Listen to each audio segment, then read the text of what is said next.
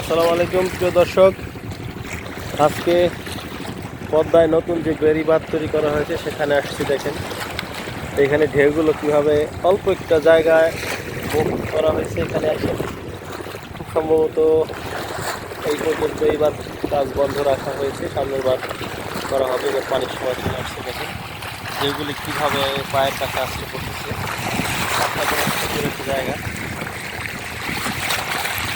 মোটামুটি অর্ধেকটা ভিজাই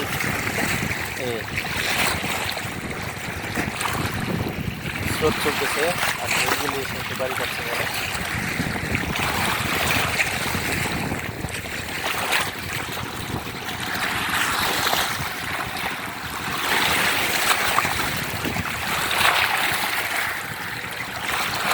যাচ্ছি আমি। আর এক একটা ঢেউ সামনে আসছে।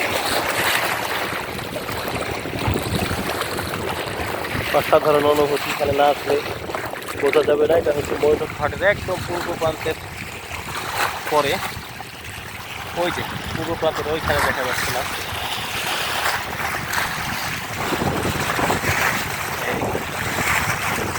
আর তারপরে একটা ছোট্ট খালের মতো, সেই খালের এইখানে আমি, এখানে আর কেউ নাই, আমি একাই আসছি। এর জন্য আরো অত্যন্ত নিঃসঙ্গ একটা অনুভূতি। একটা ছবিও নিয়ে নিচ্ছি এখান থেকে, সাথে এগুলি ফেসবুকে দেবো।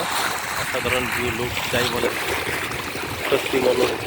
কোনো দুশ্চিন্তার অনুভূতি যদি থাকে, সৃষ্টিকর্তা এইভাবেই তৈরি করে দিয়েছেন যে সব জায়গায় আসলে চলে যাবে।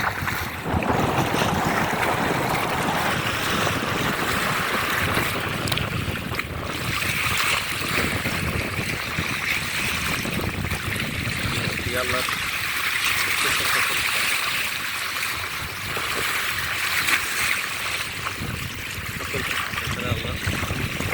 ধন্যবাদ।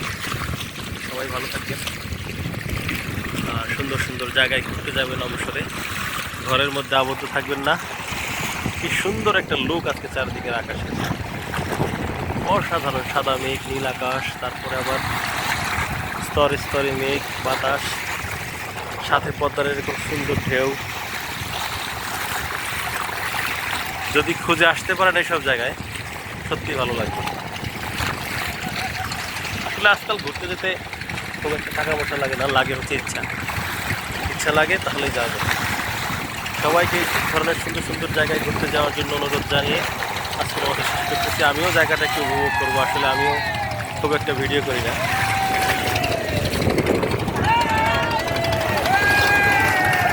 ভাইরা আমাদেরকে দিয়ে দিতেছে, কাছে করেছে।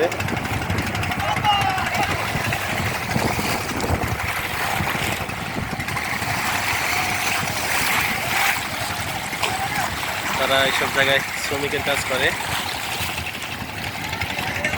আমাকে বিদায় জানিয়ে গেল, ধন্যবাদ জানাই তাদেরকে। আসসালামু আলাইকুম। আজকের মতো ভিডিওটি এখানেই রাখছি।